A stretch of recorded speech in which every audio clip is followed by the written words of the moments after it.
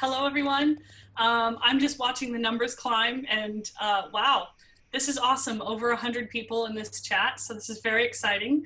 I first of all just want to welcome you all. Already you see that we have people from all over the country, other parts of the world. I also know that we have like high school band and choral directors, we have collegiate professors and students, we have worship teams on the call, we have community, regional, off-Broadway, and Broadway music directors on the call. So that's pretty awesome that all of you are coming together with the same collective to learn and to self-educate during these really unprecedented, crazy times. And I really want to give a shout out to Maestro Music for providing this platform and to provide the opportunities to self-educate to not only the Broadway community, but our music community as a whole. So I just really want to say that I'm very honored to be here and really acknowledge all of you for taking your time during these crazy times to be on this call, and also to acknowledge that maybe you don't know what this program is, and I really respect your vulnerability to acknowledge that. So thank you for that. Just a little bit about me. My name's Julianne Merrill. I've been playing piano for forever, but I've been here in New York for 12 years, just doing it, playing and conducting. And I first started with Mainstage at the Goodspeed Music Directors Intensive in 2012. If anybody's gone to the Goodspeed Music Director Intensive, it was pretty awesome. And so I picked up Mainstage there, and from there on out, my disclaimer is all of my training is trial by fire. Just personal experience, figuring out what works well for me, figuring out watching what other people do and incorporating that into my own programming, and figuring out what the best workflow and system flow is. I also talk a lot with sound designers and what they want from a keyboard. And I also work a lot with stage managers and what's the best way to cue something. Is it better to come from the conductor? Is it better to come from the booth? So that is my disclaimer. But my experience with Mainstage comes from being a conductor. So everything that I'm kind of telling you about is from the experience of running a live show. So just to talk quickly about what Mainstage is. Mainstage is a sibling or child, I'm not sure which, of Logic Pro. So if you are familiar with channel strip settings in Logic Pro, they have taken those same channel strip settings and instruments, virtual instruments, etc., and have just moved it into Mainstage. So that's good news. You don't have to completely relearn a program. The difference between Logic Pro and Mainstage.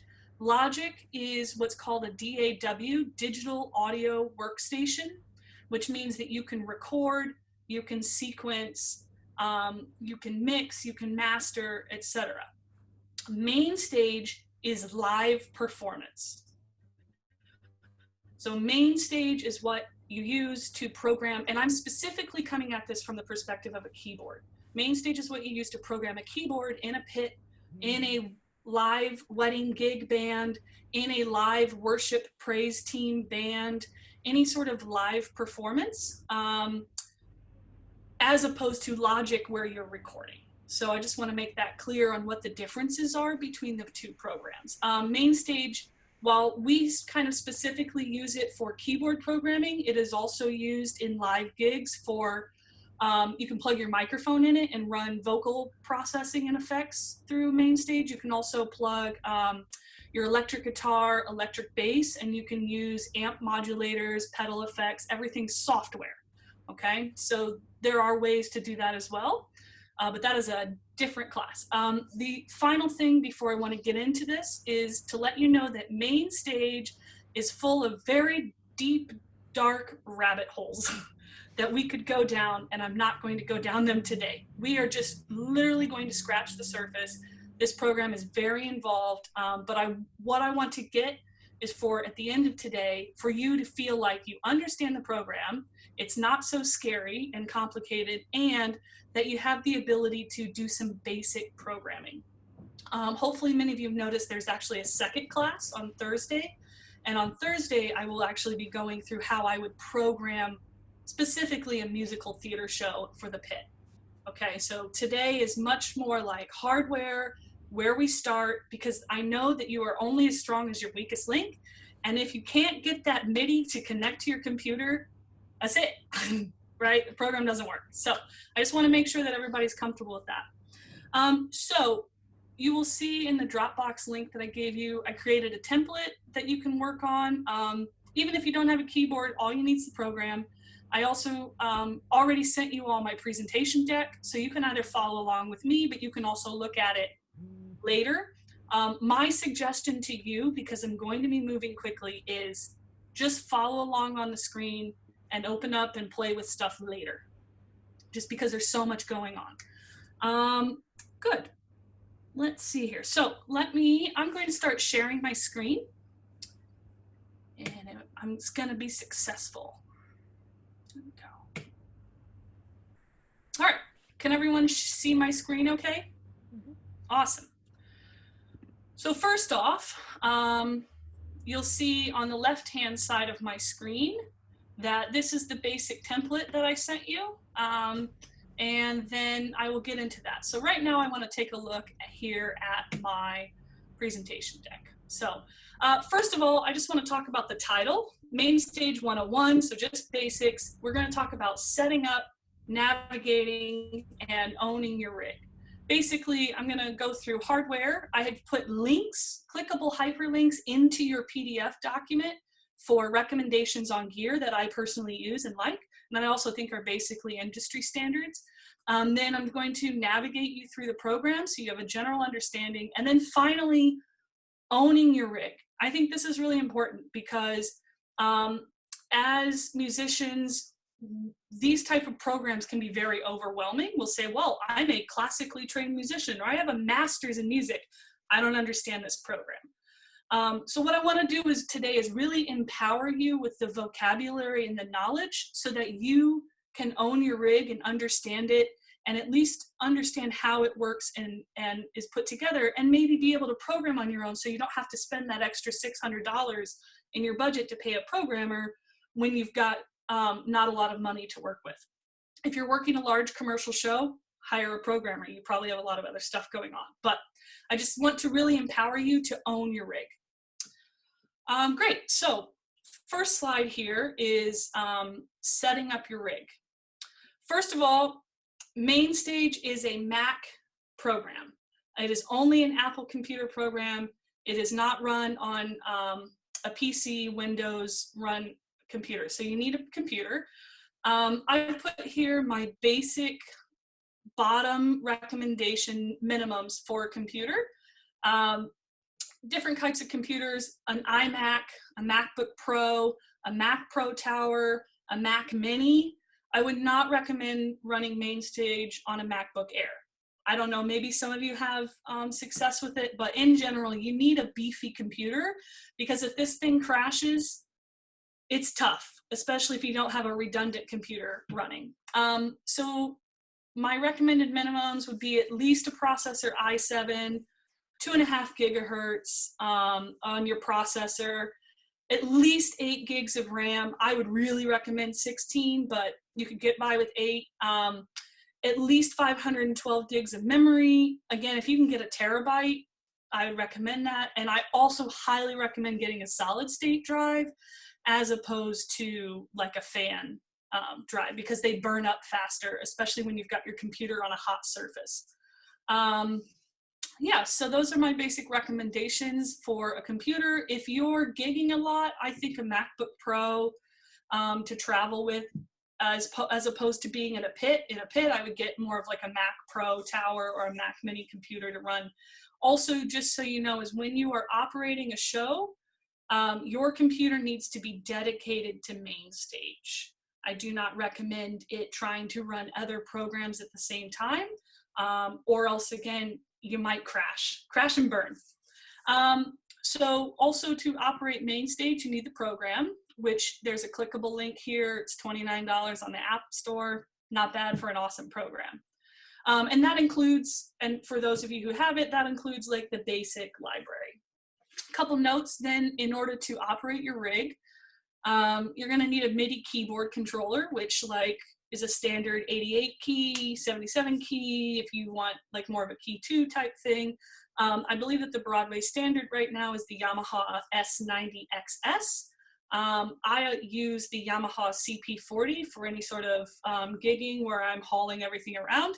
The Yamaha CP40 is like 38 pounds. The Yamaha S90 is way more than that. Also, I have found that the Casio Privia PX160 is a pretty good piano as far as playability and lightweightness. There's a couple things about keyboards to note, is that there's weighted versus semi-weighted versus non-weighted keyboards. If you're playing a key 1 book that's highly pianistic, I recommend a weighted keyboard. You're going to have a lot better action, velocity control, etc. Honestly, if you're playing a key 2 book, or you're playing backup organ or trumpets, horns, etc., I recommend a semi-weighted keyboard. It's a lot easier to gliss and move around. Versus a non-weighted keyboard, which is just 25 pounds for the previous series. That's awesome. The non-weighted keyboard is for like a keyboard controller. It's what you're going to use to program and input, etc. So let's just talk about the back of the keyboard and some things to look for. First of all, you need to connect the keyboard to your computer. So this is done via MIDI to USB. Your computer only has USB inputs. So on the back of your keyboard, you will either see traditional 5-pin MIDI or ports, or you will see a USB-B port. I haven't seen any of the USB-Cs yet, but I'm not sure. So a 5-pin MIDI to USB cable that I like is the Mio 1x1 USB interface. It comes with no downloadable software. It's literally plug and play. Plug it in your computer, good to go. So that's over here, the Mio. I gave you a link for that. One thing to note if you're using traditional 5-pin MIDI is that the in, the male end of the MIDI, the labeled in, goes into the out, the female in on the keyboard. So let me show you over here. You see here on the back of this MIDI board where it says in and then you have out. These little cords are labeled in and out, and I know for a fact on the Mio that the white one is labeled in, so you would go the white one that's labeled in into the out. So just remember that for as far as troubleshooting is concerned, because that's like the #1 oops, and then your keyboard doesn't work, is when you plug in to in. So in goes into the out. Then the other type of connection is the USB-B to the USB-A cable, which is also known as a printer cable. It's just a standard cable like what you plug into the back of your printer. You can see over here the USB-B connector is more of like a square. It goes into your USB-A. So here's the USB-B on the back of your keyboard. I recommend minimum 6 foot of any of these cables, just so that you'd rather have more length and not need it than not enough length. Then, just so you know, new MacBook Pros are now using USB-C. So you may have all these cables that go to USB-A, so now you need a USB-A to a USB-C connector. So just trying to troubleshoot you from the get-go. Let's talk about pedals. Standard setup for a performance rig is going to be a sustain pedal, an expression pedal, and a patch advance pedal. Anything beyond that is kind of more extraordinary for the cueing of your show. Couple pedals that I recommend. The Yamaha FC4A sustain pedal is my favorite pedal. The spring action's nice, its playability is nice. That's over here. However, the Yamaha FC4A works with Yamaha keyboards. You cannot plug the Yamaha FC4A into the Privia or a Roland and expect it to work because of polarity. A workaround that a lot of people use is this M Audio SP2 pedal, which has a polarity switch on the bottom. So now it's very universal for different keyboards, but I break them. The spring action isn't great on them. The Yamaha's a much better pedal. The next pedal over here, so this is the Yamaha. The next pedal over here is the Yamaha FC7. This is a full expression pedal from 0 to 127. Expression is a percentage of volume, okay? So that means like if you're writing a string swell patch, an organ patch, anything like that, you're hitting the brass and you want to bring it down and then back up. Again, Yamaha works with Yamaha. They also have the Roland EV5. The Roland EV5 works with the Privia, as well as other Roland keyboards. Then Patch Advance. Patch Advance is the most difficult to get to work. I finally just bought this pedal. This is the Boss FS5U. It is awesome. It is industry standard. I don't use anything else. I've tried to use other pedals. They fail. The Patch Advance pedal is, for me, I just need it to work. I need to advance to that next patch, and I need it to happen instantly. So this is my favorite pedal. It is what's called a single click. So once you click it down, that's the signal. When you let it up, there's no signal till you click it down. Some people try to use a sustain pedal for a Patch Advance, but the thing about a sustain pedal is it's a two-way switch. When you click it down, that's a signal. When you release, that's a signal. So that's how you get double patch advances. All right, so I believe I saw Emily Grishman on here, and I'm ready. Emily Grishman, this is our big aha wow moment. If you had your mics on, your brains are gonna explode. So this is my secret weapon, the audio front MIDI expression, and I'm here to share it with you, and I should be a spokesperson for them. The audio front MIDI expression has changed my life as far as tech setup. What it is, it's this magical little printed 3D box that came from Taiwan. It's like $129, and it has 4 inputs on the front, 4 1/4-inch MIDI inputs on the front, and it has a USB-B connector on the back. And what it is, it's another plug and play. You literally plug any pedal in, any brand, doesn't care about the brand. And then you plug it into your computer, and then you just assign the pedal. So like it takes all of the anxiety out of, it's 10 minutes before band rehearsal and my keyboard is not working. So I hope that this like is exciting for you as it is for me when I found it.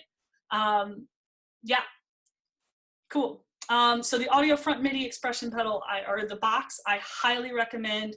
It just takes out like the branding, the guesswork. It's literally plug and play. There's no software, and all of my like favorite pedals work. It doesn't matter the keyboard, because a lot of times I'll walk into a gig and they have the keyboard for me. I just bring the rest of the rig and plug it in. So hope you enjoy that. Great. Then the last part, once we get through our pedal setup, is the digital interface box. So now you've got everything to go into your computer, and now we're going to talk about what's coming out of your computer that's going to go to the sound board, to the sound system, to your own private PA if you're running like a wedding band, etc. So this is what's called a digital interface. These are my 2 favorite brand. It's the Audio Front MIDI Expression. Thank you. Yeah. So these are my 2 favorite brands. This is the Scarlett Focusrite 4i4 over here. 4i4 means 4 inputs, 4 outputs. Yes, game changer. 4 inputs, 4 outputs. So that means, check it out. Here on the back of this Scarlett, you have outputs 1, 2, 3, and 4. Okay? So what that means is outputs 1 and 2, for example, are called a stereo output.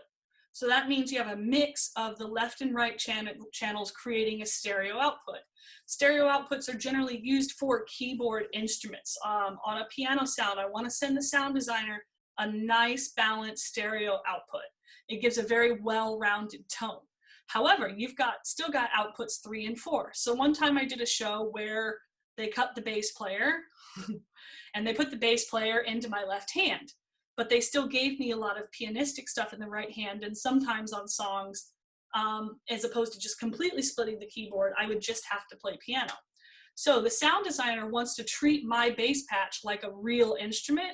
So what I did is anytime I had the bass patch, I just routed it through channel 3, which is a mono send, as opposed to stereo, sent my sound designer just channel 3, and they put channel 3 on its own channel on the sound mix board. And then guess what? Channel 4 I can send a click track to my band that doesn't go out into the house through the other sends. So that's a great way to really like organize what sound you're sending out of where. You'll also see on the front, there's an extra headphone monitor jack. So a lot of times when I'm setting up my own rig, I'll plug my own personal like cube amp or whatever into my headphone jack, just to give myself my own personal monitor of the whole mix.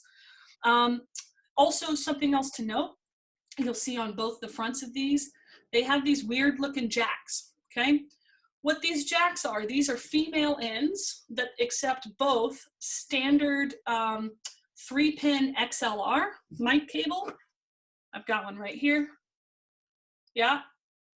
Versus you can also plug your standard balanced TS 1/4 inch instrument cable in there. So that's how you plug in your microphone for live performance. That's how you plug in your electric guitar, your electric bass, etc. for live performance. Good, and then you'll see they, like the PreSonus has the USB input, the USB-B output to the computer, and then over here the Focusrite actually has the new USB-C output. So just so you can see some of that. A couple other things on hardware before we go on. You're gonna need some 1/4 inch unbalanced tip sleeve cables, minimum 6 foot. I don't get any cables less than 6 foot. What these are just standard instrument cables. You can go to Guitar Center, Sam Ash. I in fact put a link in here for some that I like. At least 2 so that you can get a nice keyboard send out. Something else that a sound designer would really love you if you have is a passive instrument direct box. And that's this Radial Pro. This is the one I like. And what that does is it takes your 1/4 inch instrument cable and it transfers it to XLR sound cabling, because an instrument cable can only travel about 15, 16 feet before it starts to make a lot of noise. XLR sound cabling can travel 60, 100 feet, etc. So sound designers will love you if you have one of those. All right, so that is your basic standard hardware for your actual rig setup. Now let's go on to connecting your gear. Okay, so now you've got all this hardware and you're like, what now? So what I've created here is a handy dandy little signal flow chart that, and again, I've given you all this so you can pore over it later. But the first thing you want to do is connect, do you have both interfaces as part of your rig? No, I just have the Focusrite. I just was giving you like 2 different options. The PreSonus is a little cheaper than the Focusrite, but it's only 2 outputs versus the Focusrite is 4. So for me, I always get at least 4. Again, I always get 6 feet, 10 feet. It's always better to have a little bit of extra than not have enough. So as far as connecting your gear, first of all, you want to connect your hardware into your software. So we've made a little, I will tell you, I cheated a little bit. My fiance is a graphic designer. And she did this, and I will send you the chicken scratch that I gave her. So I must admit, I'm marrying up. Couple things. There's a handy dandy little signal map key over here. The difference between an analog signal, the difference between a digital signal, and the difference between a MIDI signal. Okay? So MIDI signal, we're going from out of the keyboard into your computer. So that's that USB cabling, okay? Your pedals, again, are MIDI signal. You can either plug them into your keyboard and then go through to the computer, or you can take your pedals and plug them into that audio front game changer expression box and go out of the expression box into the computer, okay? Good, so that's all, you'll see, that's all MIDI info from your rig going into the computer. Then, the Scarlett Focusrite is a 2-way connection. It's a 2-way MIDI signal. So the Focusrite is going into the computer with MIDI signal if you have a microphone or guitar plugged in. So you'll see how I put these here, and that's transferring analog signal into your box, okay?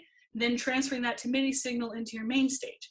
Mainstage is also sending MIDI signals back here to my analog box or my digital interface.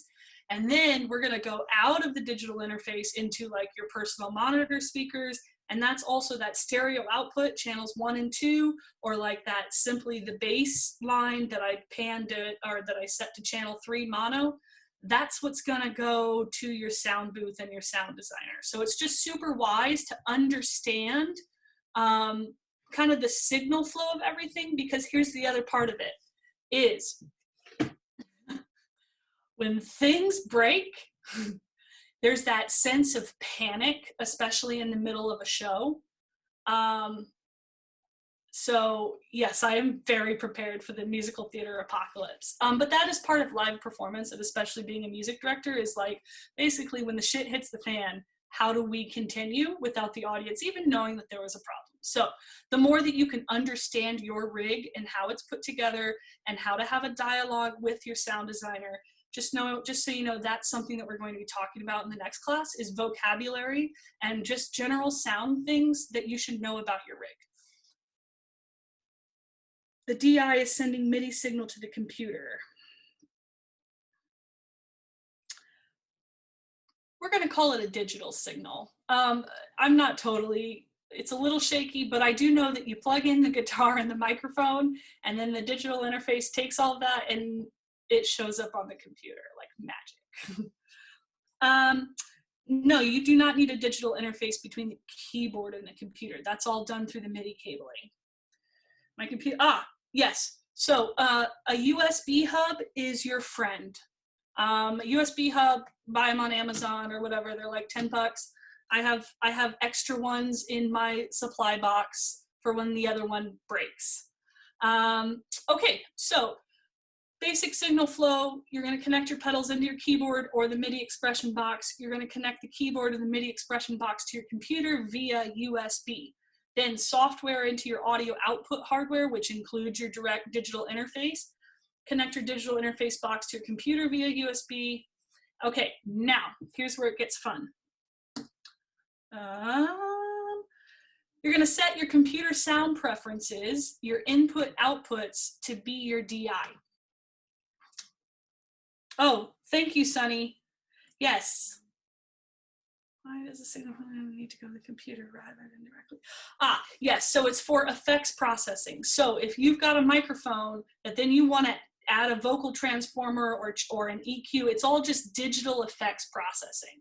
And so that's why you would go into Mainstage to use it for live performance if you have effects processing. Sometimes a lot of effects processings can be in a hardware box, like guitarists use their pedals and such, but this is all just modulated effects. Correct, yes, 2 different types of DI, direct input versus direct digital interface. All right, great. So we're going to set your computer sound preferences, input outputs to your digital interface. So when you go to your computer, you come over here to your preferences, you're going to go to input output. The I/O is common nomenclature for input output. So I'm checking my output to the Scarlett 2i4 USB. That's what I have. I'm also setting my input there. So that's what that means. Great. And then you're just going to plug in your monitor speakers, headphones, audio output routing, etc. to your digital interface. Okay? So that's basically your setup. Let's go on. All right, so now we get to open up Mainstage. And I'm gonna pull this up here side by side. So I've opened up this template. Boop, boop, boop. Great, so here's the template. We're gonna open up the Maestro Basic template. You don't have to do this right now. I would recommend doing this later. But in order to make sure everything's set up, open up the template. You're going to go to layout mode, which is up here. There are 3 types of modes: layout, edit, and perform. We're going to go to layout mode, and we're going to check for a MIDI signal. Now, what I've done here is, you see this round circle bubble thing? I've put this on your template, and what this is, it's just MIDI input. So when I tap my keys, you'll see I'm not getting any sound because I don't have anything programmed yet, but you can see because it's turning yellow that I have MIDI signal. Now MIDI signal is more than just playing the keyboard. It's pedals, you know, so my pedals are connected, my expression pedal, etc. So that's how you know you have MIDI signal.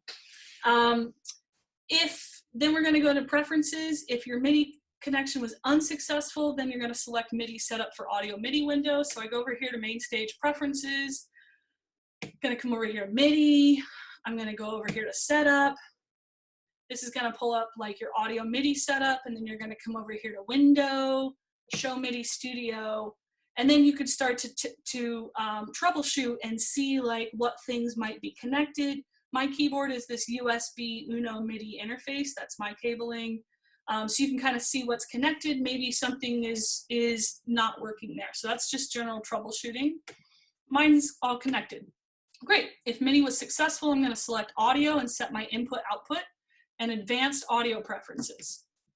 So I'm going to come over here to audio. My output is the Scarlett. My input is the Scarlett. I'm going to come over here to advanced settings. My recommendation for performance is an input output buffer size of 256 samples. This is all about latency and again, basically trying to get your computer not to crash. Some people operate at 128 samples. Basically what that means is we're going to have a shorter latency, but it's more possible that your computer may crash. So I take it to 256. Again, I'm just a pianist who's figuring this out. I'm sure like the sound engineers on here could tell you a little bit more why. But you'll see I've got like a 27.6 millisecond round trip of latency latency. Yeah, I basically, you can play with the settings in here. I could take it down to, if you have less latency, you'll see that the difference between latency and safety, it goes like this. They are directly correlated. So I just leave it up here, 256 samples.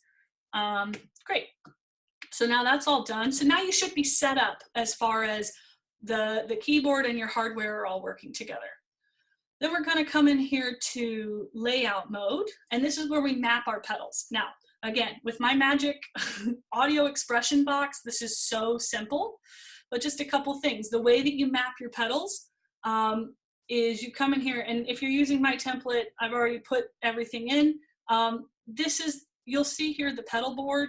This is how I like to play, with my sustain pedal in the middle, expression pedal with my left foot, patch advance with my right foot. Other people play different ways. So I have it set up how I like to play. So to set up my sustain pedal, you click on the pedal. You're going to come over here to assign. You click assign, and then you're just going to step on your pedal and make sure that this MIDI signal is reading. So you click assign. You'll see that this is a press release type of pedal. It's also a MIDI control change, MCC, number 64, which in general MIDI, number 64 is sustain. So I also come in here and I title, what the pedal is, and I set the color, because for different shows I do different color themes. Same thing, you come over here to your patch advance, click assign. You'll see this is coming through my MIDI expression pedal, or my MIDI expression box. Assign. This also comes in on channel 64. I've also seen it come in like on my Elise's keyboard when I put it into foot switch 2. It came in on soft pedal, which is number 68. So I'm not sure exactly why. I title it patch advance, which just means I'm going to go to the next programmable patch. And then finally you have your expression pedal, same thing, click assign. So I hope that all makes sense to everyone. So that's the connecting your gear section of Mainstage. I'm going to keep pressing forward to try and get through this, and then I'll field more questions. Great, so now let's move into navigating edit mode, your patch list. So we're moving out of layout, and we're moving into edit mode. This is where the true programming happens, okay? So layout is more like setup, making sure your template's good. Edit is where you truly program, and then perform is performance mode. So once we get into here to navigating edit mode, okay? So first of all, you have your patch list over here on the left-hand side, okay? This is where your organization is. So this very top yellow, orangey looking folder is your concert level. So any sort of edits to your workspace over here in your concert level will affect all of your patches. It's also the same as global editing.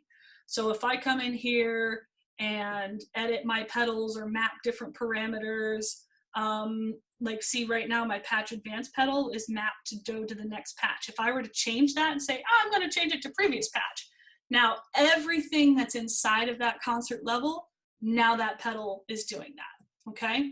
So this is global edits. Then we come here to set folders.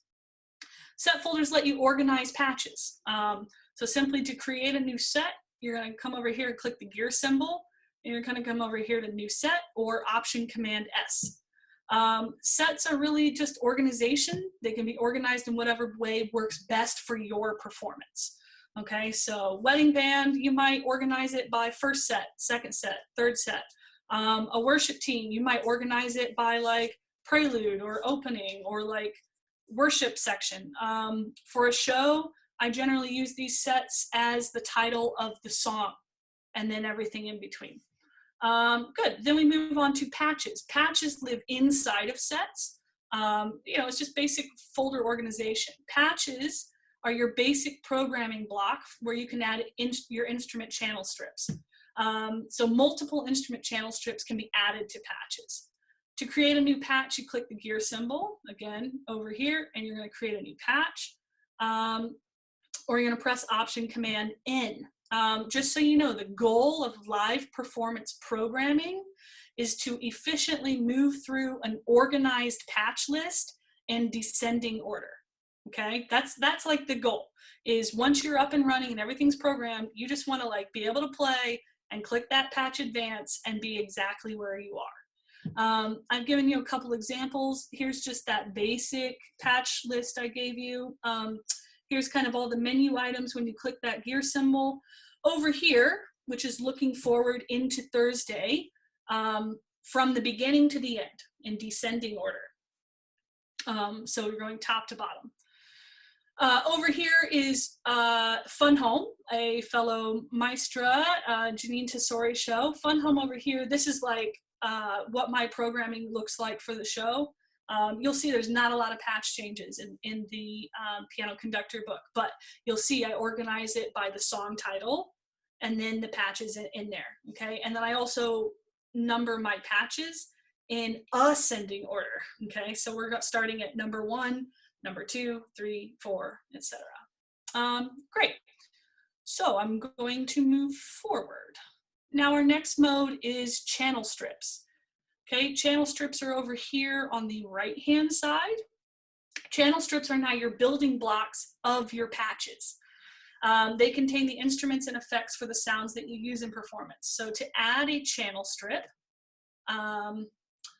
you either click the add button, like, boop, okay, or you can go to the gear thing, which is Control N. So you'll see, as soon as I click the add button, that we have 4 different types of channel strips.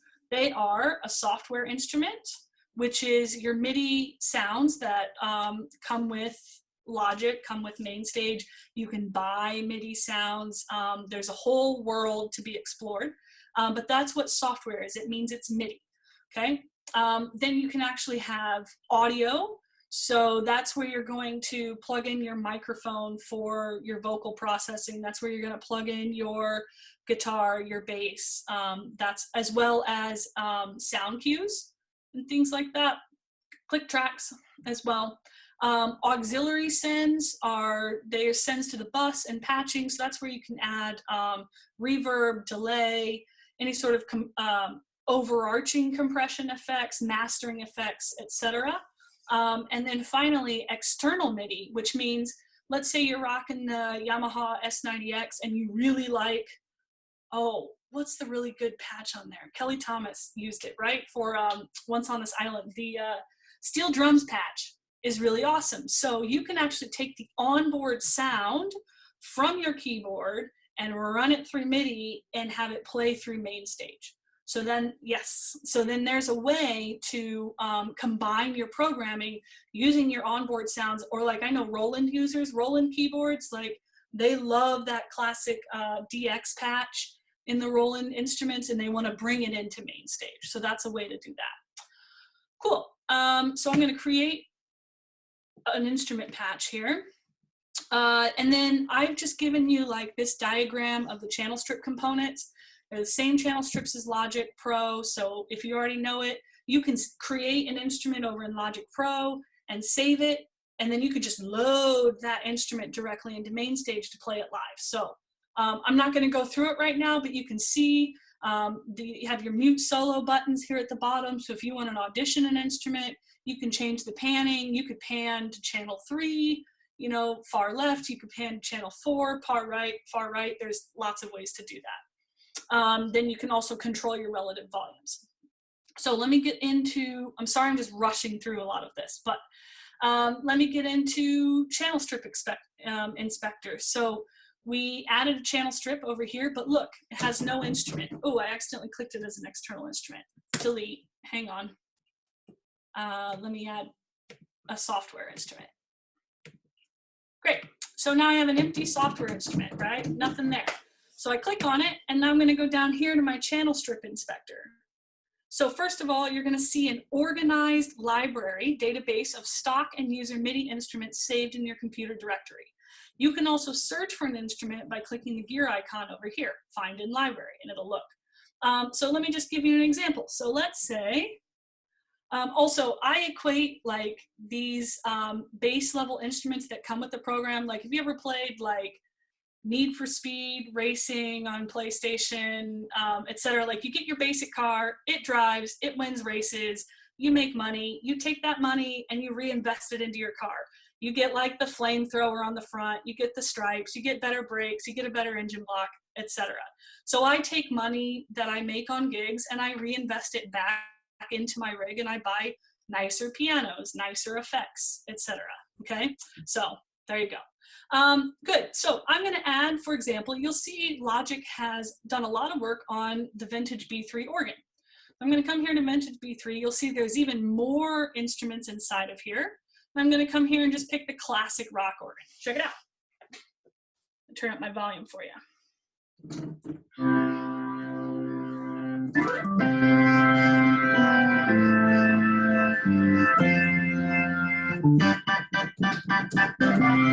You know, great. Check it out. So now you can actually edit this instrument. If you go here to Vintage B3, click on it. So now, rabbit hole deep dive, I'm not going to take you on it, but rabbit hole deep dive. If you're a person who works with these in real life and actually understands what all of these drawbars are, you know, you're changing the length to change the pitch, you can mess with it. You can change the length of your pedals. Look, you're at a 16-foot pedal. Also, rotor cabinet. All right, so now we have different kinds of mics you can customize. We've got a dynamic mic on here. I could give it a stereo mic for a different sound. I could also change your horn mics and put a condenser mic on it if I wanted to. Also, check out your horn. So that's your slow Leslie, but the sustains pedal is connected, so when I step on the sustain,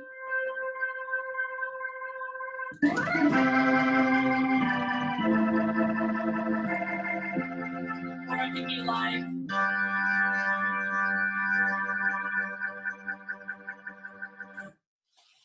so, I think you can change. I actually haven't been able to get it to drag, so I thought you could too. Anyway, I can change. So that's a pretty cool feature, is that what I'm trying to show you is that everything is really editable. In here, you can change the width. Oh, here we go. We can change the width of the microphones. I can also change the speed of the Leslie, etc. If you are an expert, have at it. I don't know beyond that. Once I'm done, I could come here and I could save this instrument as a particular instrument and then load it in. All right, so let's move forward. So that's just adding and editing an instrument. Then you come down here to this attributes tab. I could change this, the name. I could say Maestra organ. I could change the color. I don't really care for the goldenrod. So I could change it here to bright pink. And I can also change the icon here to, I don't know, if you had the pipe organ, you could change it to that. And then layer editor. So layer editor is where you have the channel strip on the keyboard. So let's say I only want it in the top octave. So I can come down here and drag it up to the keys that I want it to be in. Great. Next aha moment is the workaround, as opposed to dragging everything, is, just so you know, for me, my middle C is C3. You can change it to C4 if you're one of those people. I use C3. So right now I've got that organ going to C3, but let's say I want it to go to C4 only. Instead of dragging it up like this, which is more time intensive, I could just hit the low key, hit learn, and play the C4. Done. Or like, oh, that's a mistake, I need it to go lower. I'm actually going to take it down to the C2. Oh, I made a mistake. I meant the low key. So now the high key, if I want to stretch it out, I'll take it back up to the C4. So now I've got C2 to C4. So does that make sense? Just kind of how things move around. And then finally, MIDI input. Right now I feel like that sounds a little low. I'm going to take it out of the basement. So I'm actually going to transpose it up an octave. So you type in semitones. So I'm going to transpose it up 12 semitones. Okay, which is an octave. So now I'm still playing on between the C2 and the C4, but it's now transposed an octave up. So that's a quick way to transpose. Also, once you have other controllers in there, you can map velocity and things like that, especially if you're dealing with strings. Okay, so that is channel strips in quick essence. And hopefully you can all look back at this document and play around later. All right, final page is basic programming, steps to owning your own rig. So first of all, when you're thinking about programming, whether it's for a wedding set, whether it's for a worship team, whether it's for a school concert, whether it's for your a cabaret, etc., you have to think about the organization of what works best for your show. I can't tell you really what that is. I can just show you that how to do it. So you got to think about it mentally in advance. You have to think about your sets, your songs, your service order, and analyze in advance and plan for the instruments that you're going to need. This will set you up for success later. Complex program, yes. So what I do from the beginning is I think everything through, and I make a, first of all, I make a patch list or a set folder called master instruments. And I just basically go through, because I will tell you that instrument auditioning and instrument hunting takes a lot of time, to the point that Meg, my fiance, won't sit down here because all she hears are 7 different organs playing the same thing over and over again. So anyway, hunt and find all of your instruments first before you even go into programming. And they just like, you zero them out, they come in at 0 volume, you know, they're the whole keyboard. I color code them, I group them, and I gave you all these instruments. So I group them by like, I put all my keyboards together, keyboards. Then I go into like my synthesizers. If I need any horns, if I need any strings, I didn't put these 2 synthesizers together. Also watch, easy to drag. It's just like working with files. You can copy, you can drag, etc. So now I've grouped all of that.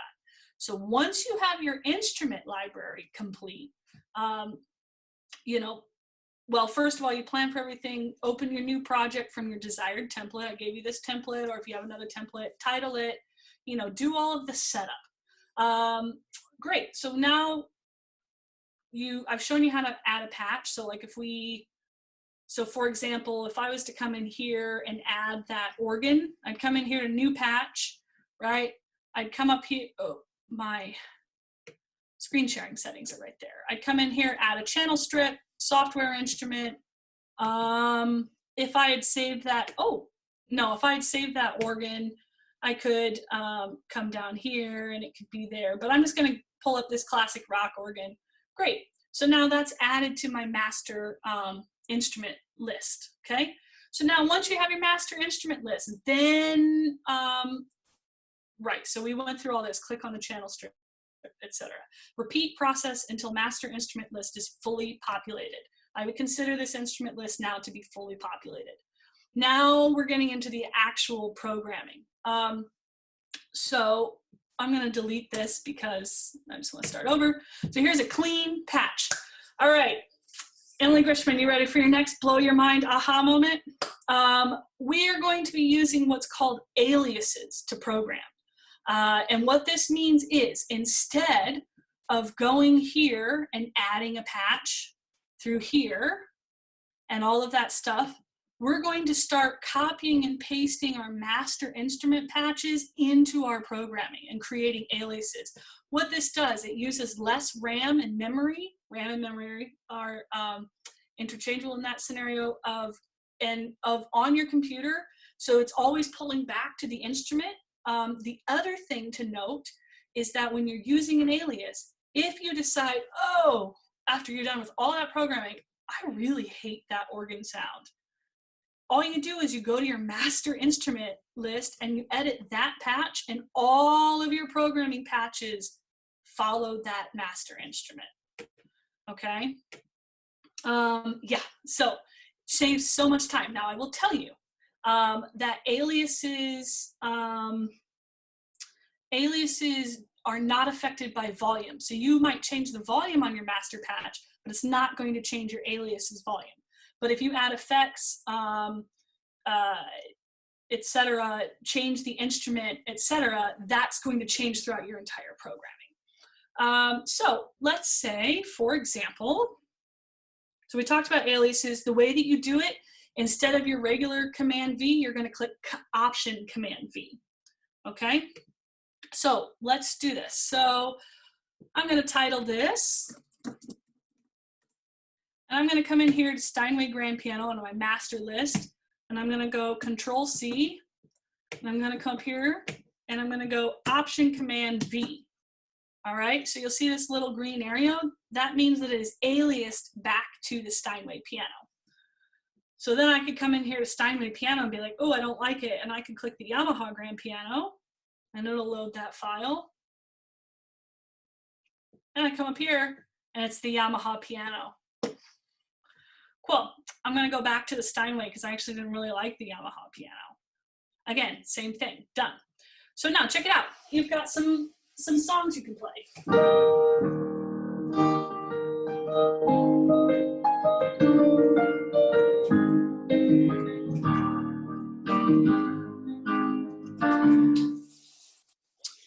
Pretty decent piano patch. I wouldn't use it in like a high-level show, but it gets the job done. Now, if I'm playing in a wedding band, for example, again, as a music director, I have to think about orchestration. I have to think about programming.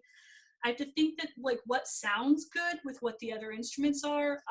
And a lot of you music directors that have to reduce their own orchestral scores to work with the band that you have. It's a great tool to start to add in things. And also I'm trying to recreate a song that's live. So I personally think that I want a little bit more warmth to this song. So I'm going to come in here and take this whirly, Command C, and I'm going to come in here and just put it right on top. So now we've got a layer. Now in general, I still want the piano sound to be your focal point. So I'm going to take the volume down for the whirly.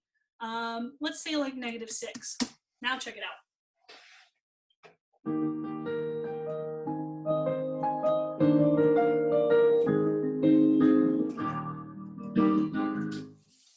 It's got a little bit of a warmer sound to it, but it's still predominantly piano. Now, again, if I'm trying to kind of fill in the gaps, especially in a band scenario, without a lot of other effects. I would actually come in here and add a pad. So again, go down to my master patch list, and I'm going to come over here, Control C, go over here. Oh, I forgot to do the alias.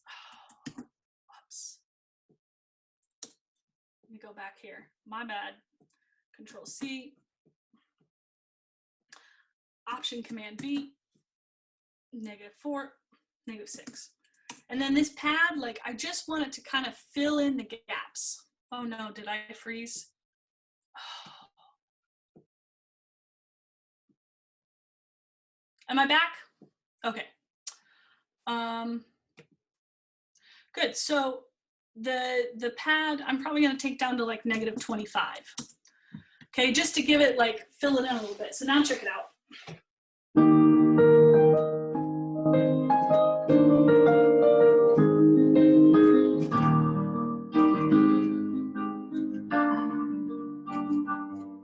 But now you'll hear it. Let's say I go to a breakdown, like I hope you don't mind, I hope you don't mind that I put down in words how wonderful life is. Now you're in the world. So something like that gives you a little bit more flexibility at the top. It's also a great patch for like a worship team.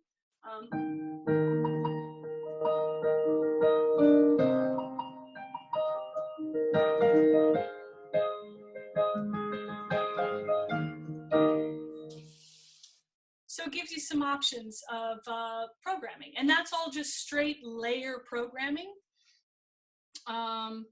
as opposed to kind of split track type programming. I know that we are at 1:59, so I would say. Yeah, let me jump on and I'll say, if you need to leave because we said it was 1 to 2, thank you for being here. This was so great, Julianne. If you're game, Julianne, we may stick around for another minute and take a few questions. Is that all right with you? Yeah, can I show like 2 other things real quick? You can. I'm just giving people permission to leave if you need to, and then we'll stay as long as you want. Yeah, and the other thing I just want to say to everybody is feel free to send questions to Jamie. You can also check out my website, Julianne Merrill, and send me questions and we can chat. Okay? I can't see anybody, so I'm just going to keep going. Oh, yes, yes. Okay, great. Good. So that's just like basic layering. That's also what we call relative adjusting my relative volume. And this is where sound design comes in. Right now, again, I'm trying to keep my piano at 0, and then I'm bringing my whirly just underneath, just to round it out, and then I'm bringing in that pad at -25, just to give it some, like a heavenly chorus, if you will. All right, so now we're gonna go, I'm gonna add, so let's call this my wedding band set 1. It's my organization. So this is your song. Let's add another song.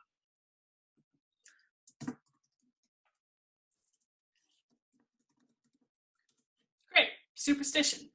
So I'm gonna come in here and I've already picked out this 70s collab for you. Check it out.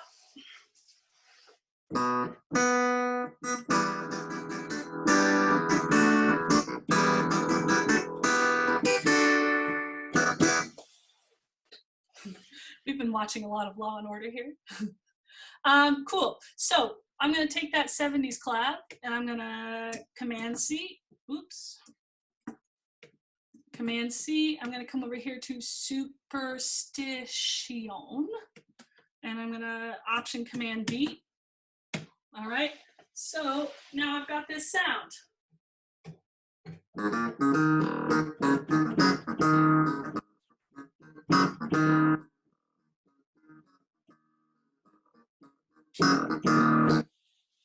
Pretty cool sound.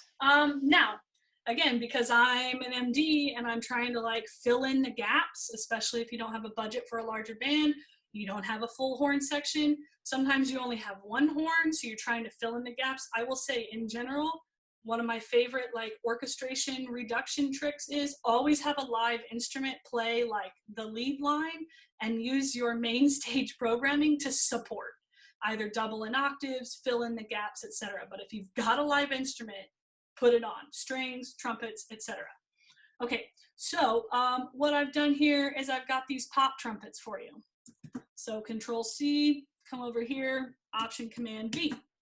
Okay, so for the song itself, I'm going to move through this quickly, but I'm going to come down here to my layer editor. For the 70s clav, I only want it to go to G flat 3.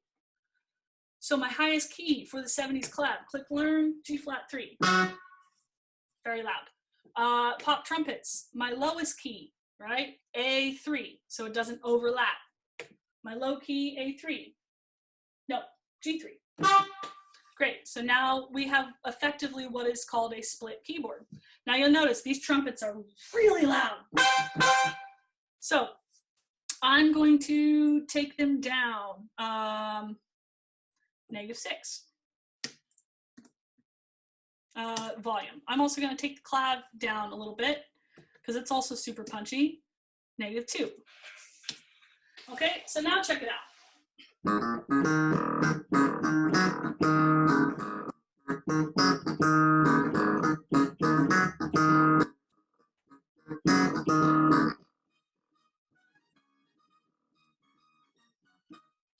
Okay, so those trumpets are like super, super squealy. So now what I can do is play with the MIDI input. So I want to be able to play up there so that my hands are separate, but I want to take that trumpet sound and lower it, okay? So what I'm going to come do is just MIDI input, -12. -12 semitones down an octave. So now I can play.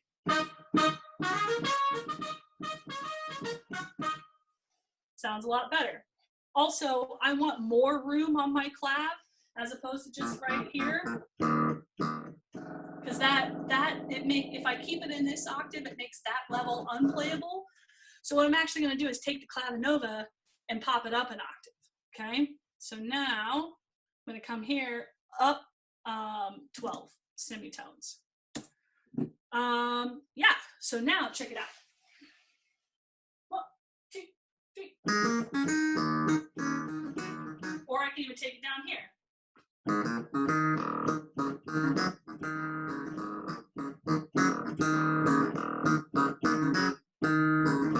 And then we can go.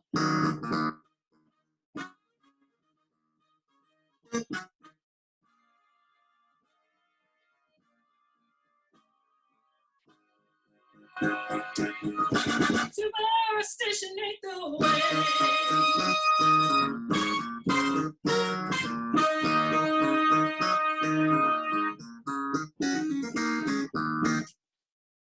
Cool, right? Yeah, now, 2 more things, fun things. So just so you know, anybody who caught it, that's an E flat minor, what I'm playing. That's the sheet music that I have. However, the original key is F minor, right? Which is up 2 half steps. So my trumpet lead line guys, they're like, no, I'm playing, I apologize. Anyone can play a trumpet. Saying guys is not appropriate. My trumpet lead is like, no, I want to play it in F minor. So me, who's like, okay, no problem. What am I going to do? I'm just going to transpose it up 2 semitones, right? So since I've already on my clavinova transposed it up 12 semitones, I'm going to transpose it up 14. And my pop trumpets, which I transposed down, I'm going to make it -11. Does that make, or 10, -10. Does that make sense? So now, check it out. F minor. I'm playing the Shane sheet music. Now, I understand those of you with perfect pitch, this is where your mind goes crazy. I am blessed. I do not have perfect pitch. So this doesn't drive me as nuts. So then I have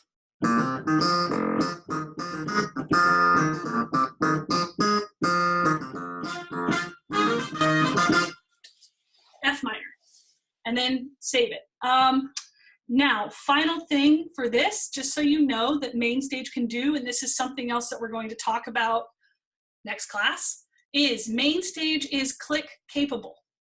It is not as smooth as Ableton, but you can use it. You can use it. It has a whole playback channel. You can use it to run clicks, etc. So what I've done is put together a simple click, which you will find in the SFX folder that I gave you. Just a simple basic click that I mapped out in Logic. So I'm going to come over here and hit the add button. I'm going to click audio, feedback protection, and I'm going to come over here to my files that I gave you, SFX, basic click, and I'm going to drag it onto the audio file. Okay, so what that does is it opens up a thing called playback, which is for your live click. This is a whole rabbit deep dive other class, but for right now, it's a 1-bar click set to 100, which is the song tempo. I'm gonna loop it, okay? I'm gonna sync it so that it syncs to the tempo, and I'm gonna have it not snap to anything, and I'm gonna have it play from the start every time I play it. So now check it out. Whoa, I made a mistake. In the patch settings, I can set my tempo to 100. So now, when I go to playback, we're now set to 100. What this means is you can change the tempo of your, what do they call that? Printed click, okay? And I can stop and start it.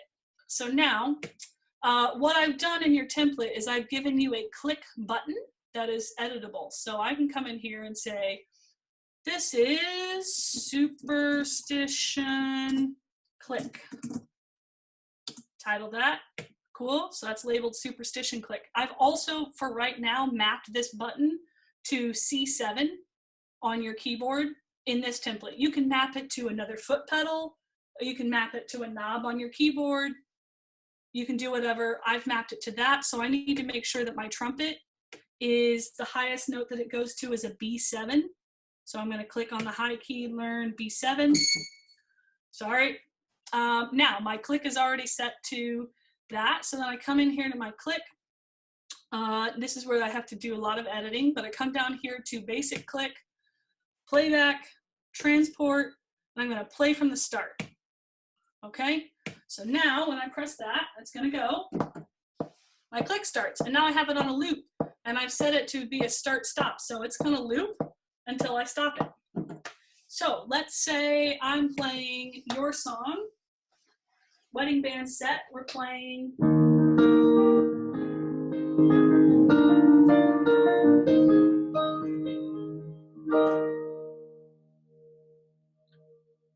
patch advance.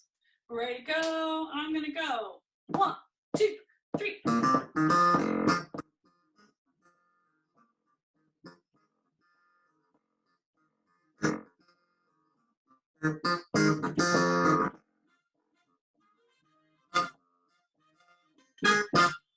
Watch my volume pedal.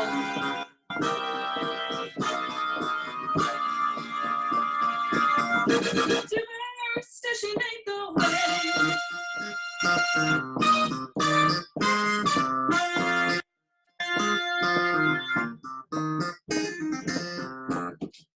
And you just take the click out. So that's a lot of this, but it's all in the programming. I know I see tons of comments. I'm almost there. So basically, we did it, right? Add aliased instruments to your performance patch, adjust your relative volumes. I could also, check this out, see my output. So right now I have everything going through outputs 1 and 2. But again, for your band or your sound designer, I can come down here, click output.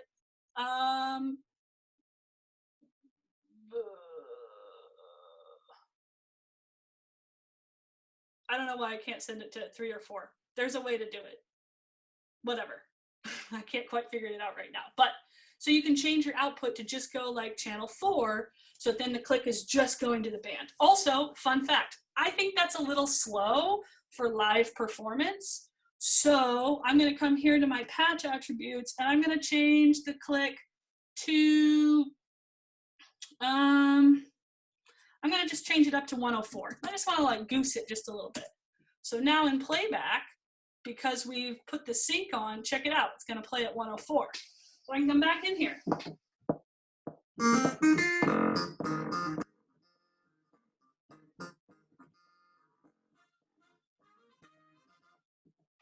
Cool. So we just went from 100 to 104 with just my basic mapped click. So that means in tech, you can quickly edit. And it, you know, if your choreographer's like, I just need like 2 clicks up, you're like, done. Now I'm using what's called a looper as opposed to a mapped out, you know, measure thing.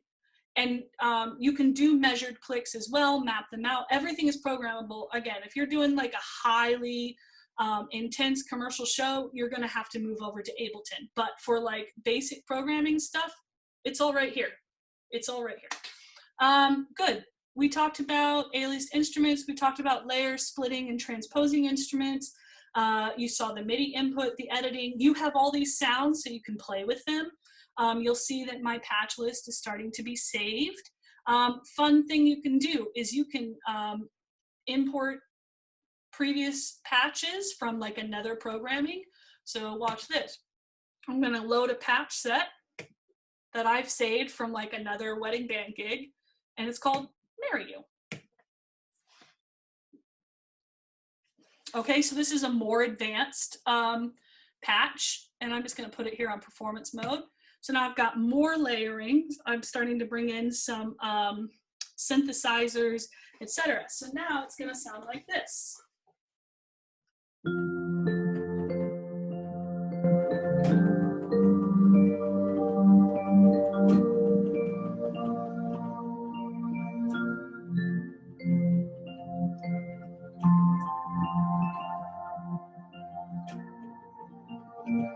And I can get to the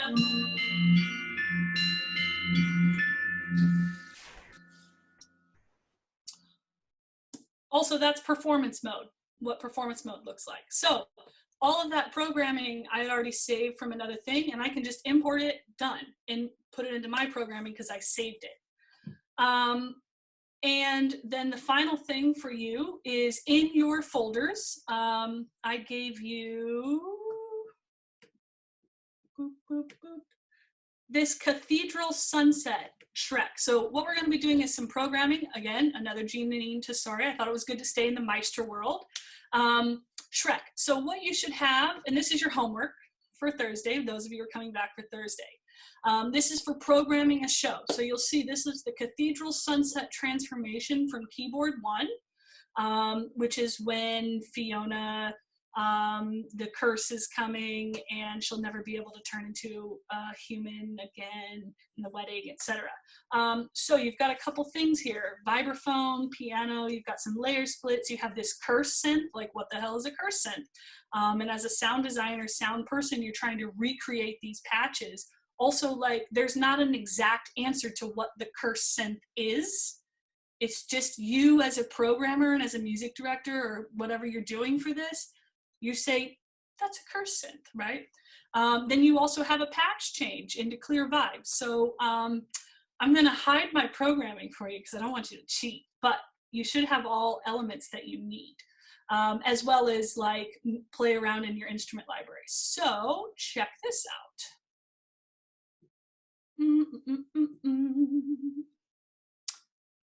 So again, I'm just gonna load in my sunset patch, comes in here. You don't get to see it. All right, so everybody can see the sheet music? Good. So now, as a keyboard 1 player, I'm gonna play this. Here we go.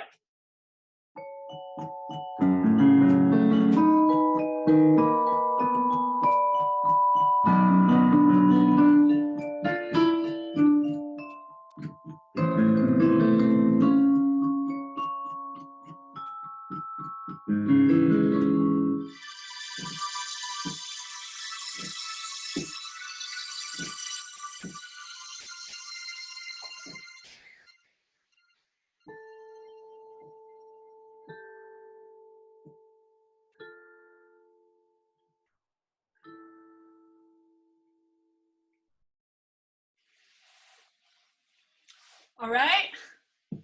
Okay, that is the end of my presentation. Jamie, I'm going to turn it over for questions, and I'm going to stop sharing my screen. Great. So we have a couple questions. Awesome. First of all, awesome. Everyone is like raving about how amazing you are. Oh, thanks. I hope that you all have a little bit of brain matter on the ceiling. That is the goal. So the first question I'm going to ask, because it's related to what you were doing recently, so I'm going to ask it before it goes out of our brains, is do you save the new layered set as a new patch? What? Sorry, do you save the new layered set as a new patch? You can. I mean, I could go in and save, literally everything's savable. So if I have like this layered set and I'm like, I really want to hear this, I save it as that patch. Yeah, and then I can load it in. I could call it like, for this show, I could say, this is the Shrek curse, period. And then just load it in for any type of programming. Does that make sense? Awesome. The next question, we had several people asking about, so I'm going to kind of combine these into one Franken question. Yeah. What sound libraries do you like, in particular piano, strings, and guitars? Related tips for hunting for sounds, specifically guessing whether a patch that sounds good in your headphones will sound good on the show speakers or with other instruments. That is going to be something that I address on Thursday about patch libraries. I've done a ton of research on specifically pianos.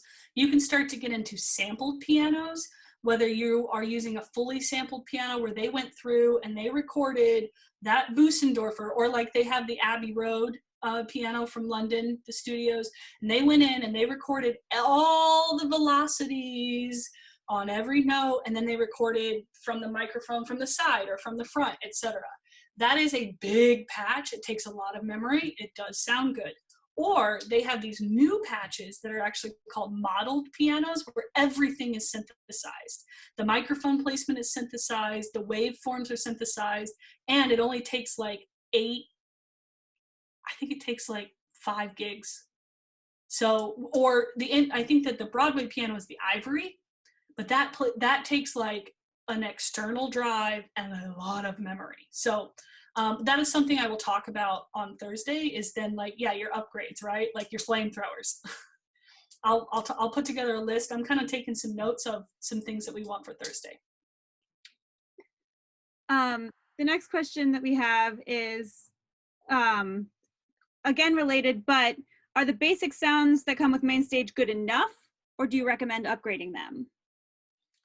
That piano patch is rough. I'll tell you, invest your money in a decent piano patch. I will tell you that, and I'll give you some recommendations. I did a lot of research on it. You know, you're probably going to spend $150, $200 probably on like a good piano patch. But because, you know, there's, I mean, again, and it's never going to be like a real piano, but there's some stuff that's pretty decent. The horns are always rough, like the trumpets, the horns. I would never, I don't know, that Superstition patch wasn't too bad, especially if you had a lead trumpet player. Yeah, I mean, it's not great. But if you had a lead trumpet player and you were playing underneath it, or like I used that doing an In the Heights on that, I played right underneath him and it was awesome.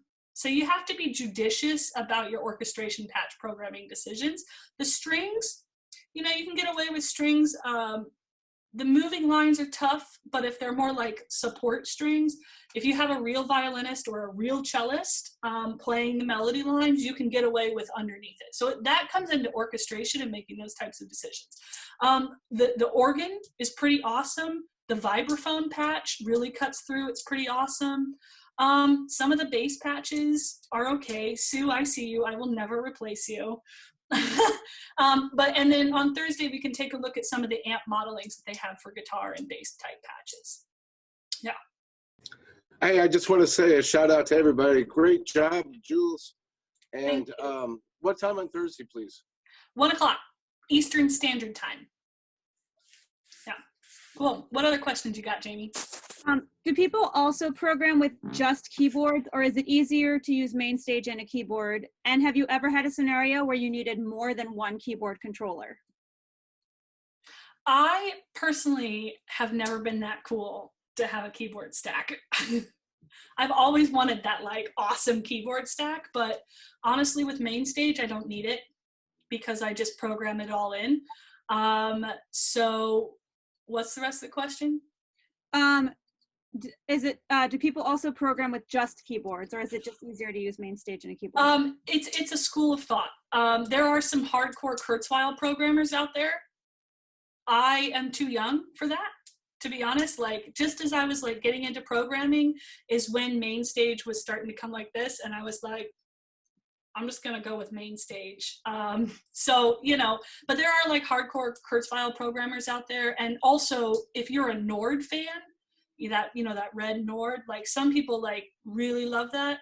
I haven't really gotten into, I'm not into keyboard synthesizers like that. I'm more into like cueing and the overall programming for the show. So then it's incorporating click tracks, it's incorporating, you know, cues that then are sending MIDI signals to projections, to sound, to lights, etc. Because again, music director, I'm coming from the conducting and the integration of the entire show, as opposed to just like a keyboard synthesist. And then another question, do most MDs actually have a weighted and a semi-weighted keyboard? And if you can only afford one, which would you recommend? I mean, that Privia is pretty awesome. I'd get the Privia, I'd get the Yamaha CP40. Also, if you are a gigging musician, get the light keyboard. My dad was like, oh, play piano. You'll never have to carry one. You just show up and the piano's there. So much gear. So do yourself a favor, find a lighter keyboard. Again, like if you're playing super pianistically, a weighted keyboard is going to help you out. The Yamaha CP40 is great. The Privia is pretty great. That Yamaha S90 is heavy. Do you plug all of your various pedals into the audio front and then plug the audio front into your laptop? Yes. Okay. Yeah, so since I don't know if Christine Riley's on this call, but like this is what like started kind of this conversation, is because we like couldn't get the pedals to work. They weren't working like 10 minutes before a show. The absolute panic and terror. And so now I just use that audio front box. I just go ahead and plug like my sustain pedal in, my expression pedal. Like it's just so plug and play. It just removes all of that anxiety. It has 4 channels on it. So I think like if I was going to be running a click, I would get another one of those Boss pedals and put it in there as well and make that my click start. Mm-hmm. And then a question we have is, what does the expression box do? You plug the pedals into it and then plug the expression box into your computer and Mainstage, but what's the benefit of connecting them to the expression box rather than the keyboard? Yeah, so expression box does not care about brand or polarity. It doesn't care. So like, and that's what I'm saying, like before, like I had this Alesis QS8 studio keyboard, and which is more of, it would use the Roland pedals, but I really like that Yamaha FC4 pedal. It's my favorite. But they do not compute because the polarity is wrong. So then I'd have to use that M audio pedal, which is okay because you can switch the polarity, but then the M audio pedal breaks.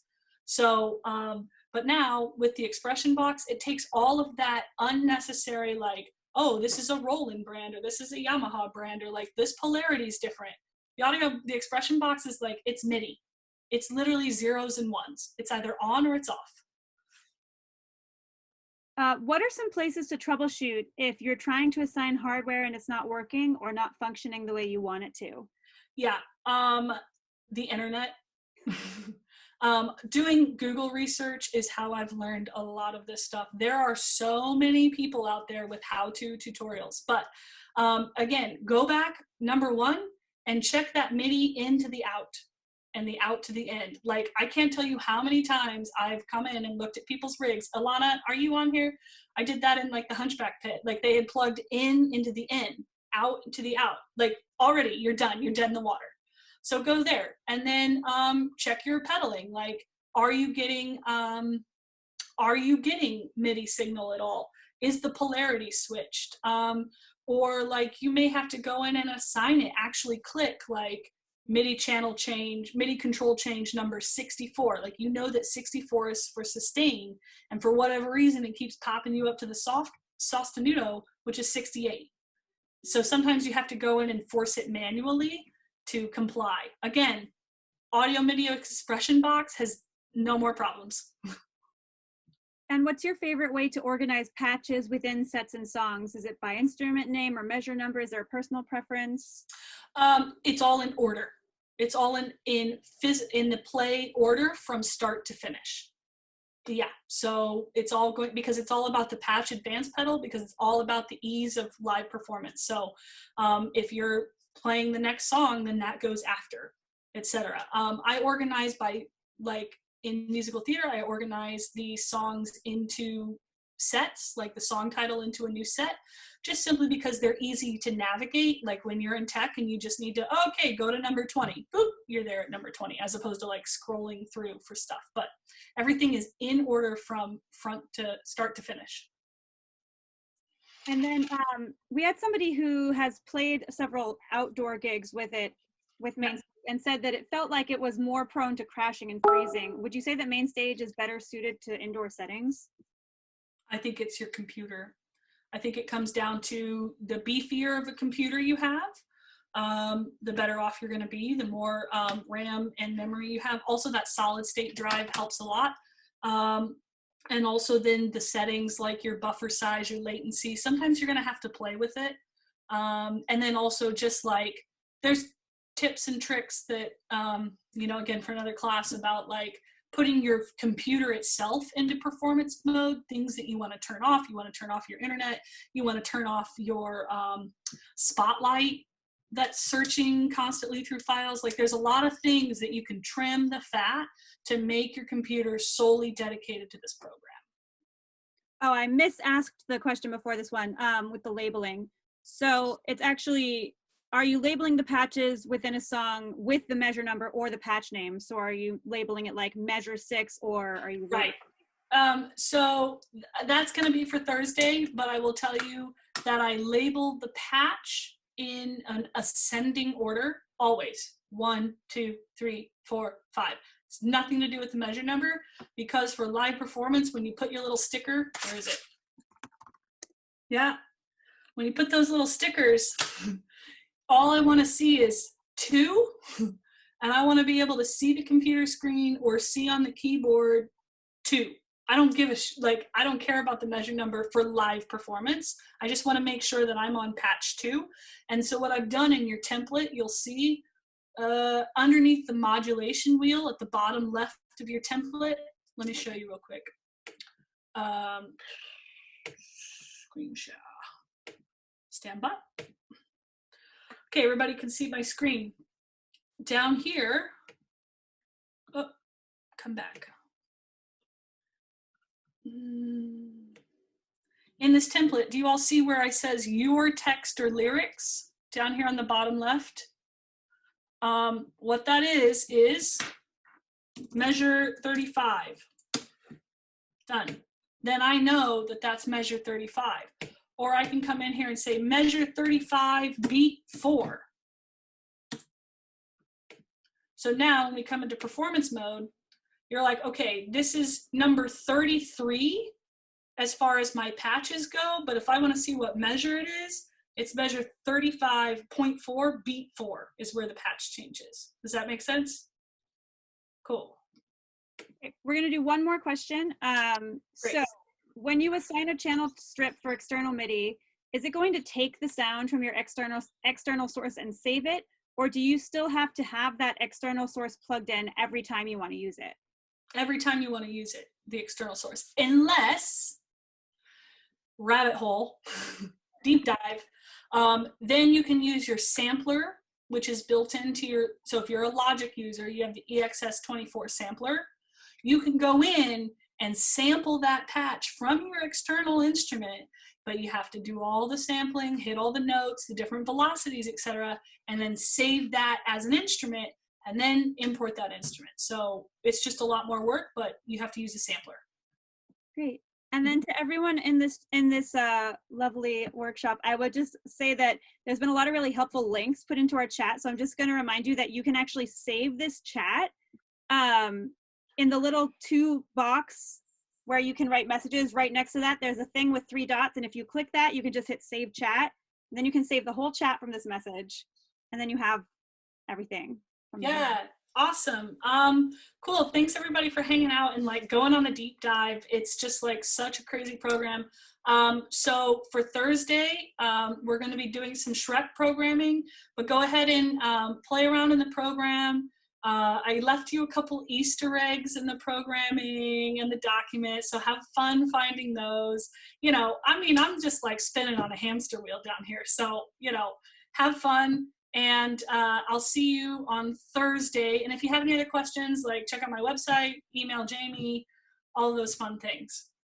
And you need to sign up through the Eventbrite class to get the link for the Zoom. So just go through the same registration you went through this time. Sign up for that class, and we will see you on Tuesday. Thank you, Julianne. This was fantastic. Thank you so much, Julianne. You're welcome. Thanks for being nerds with me. All right. Bye-bye.